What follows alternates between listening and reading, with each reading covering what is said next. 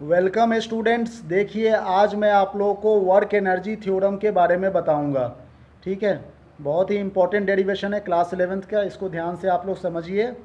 Work और energy जो होता है वो इक्विवेलेंट टर्म्स है। ठीक है, जिसको वर्क कहते हैं वही एनर्जी है। वर्क और एनर्जी दोनों ही इक्विवेलेंट टर्म्स है। जैसे कि मान लीजिए किसी भी ऑब्जेक्ट के ऊपर, बॉडी के ऊपर जब फोर्स लगता है तो उसमें वर्क डन होता है ना। फोर्स लगा तो उसमें डिस्प्लेसमेंट होगा, फोर्स इनटू डिस्प्लेसमेंट, उसी को तो वर्क डन कह रहे हैं। तो जब उसमें फोर्स लगेगा तो उसमें मोशन भी होगा, मतलब उसकी वेलोसिटी जो है उसको चेंज करेगी, काइनेटिक एनर्जी उसकी इंक्रीज करेगी। ठीक है, काइनेटिक एनर्जी का formula half m v square होता है। तो काइनेटिक एनर्जी उसकी चेंज हो जाएगी ना फोर्स लगने के कारण। तो जो चेंज ऑफ काइनेटिक एनर्जी है वही वर्क डन है और कुछ नहीं। ठीक है ना, इसको हम लोग बाय फॉर्मूला भी प्रूफ करेंगे। देखिए किस तरह से। सपोज कीजिए कि एक बॉडी है जिसका मास m है और वो v वेलोसिटी से मूव कर रही है। ठीक है, तो उसके ऊपर फोर्स लगा दिए। फोर्स लगाएं तो उसमें एक्सेलरेशन भी होगा। तो ये न्यूटन सेकेंड लॉ से हम लोग जानते हैं, force equal to mass into acceleration होता है। ठीक है ना, कोई भी बॉडी है उसमें यदि आप फोर्स लगाओगे तो उसमें एक्सेलरेशन होगा। Force equal to it is the product of mass into acceleration, Newton second law से आ रहा है ये, इसमें कोई दिक्कत नहीं होनी चाहिए। ठीक है, और देखिए मोशन का थर्ड इक्वेशन हम लोग जानते हैं, यहाँ पर v है, v स्क्वायर।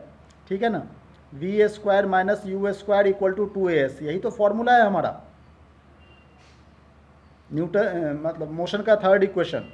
तो यहाँ से क्रॉस मल्टीप्लाई कर दीजिए तो a इक्वल टू क्या निकलेगा, v square minus u square equal to 2a। ठीक है, कोई भी बॉडी है उसकी इनिशियल वेलोसिटी u है, फाइनल वेलोसिटी v है, उसमें एक्सेलेरेशन हुआ फोर्स लगने के कारण, तो एस डिस्प्लेसमेंट हुआ। तो मोशन का थर्ड इक्वेशन हम लोग यूज करते हैं, वहाँ से s equal to v square minus u square equal to 2a आ गया। ठीक है, तो जो वर्क डन होता है, वर्क डन का फॉर्मूला हम लोग क्या जानते हैं, फोर्स इंटू डिस्प्लेसमेंट, यही तो जानते हैं, है कि नहीं।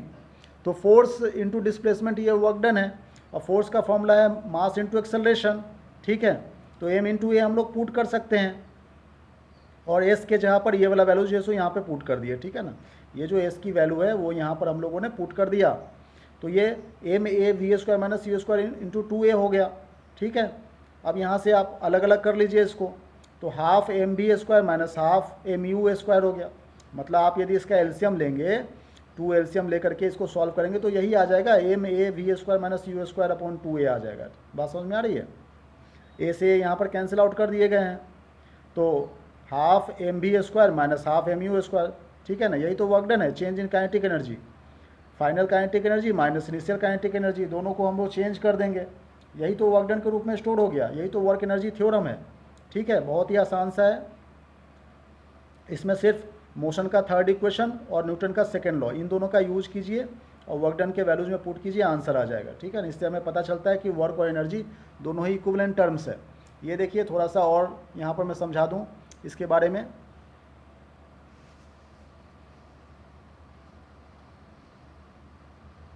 यहाँ पे हाफ एम बी स्क्वायर कहने का मतलब final kinetic energy, m u square मतलब इनिशियल काइनेटिक एनर्जी।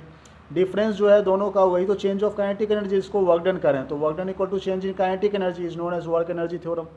ठीक है, बहुत ही आसान सा है ये, तो आप इसे नोट डाउन करेंगे। यहाँ वर्क एनर्जी थ्योरम ये हेडिंग लिखेंगे और यहाँ से लेकर के ये सब नोट डाउन करेंगे यहाँ तक, और फिर उसके बाद ये भी नोट डाउन करेंगे आप यहाँ से लेकर के यहाँ तक। बस ये टॉपिक फिनिश हो जाता है यहाँ पर। Thank you very much.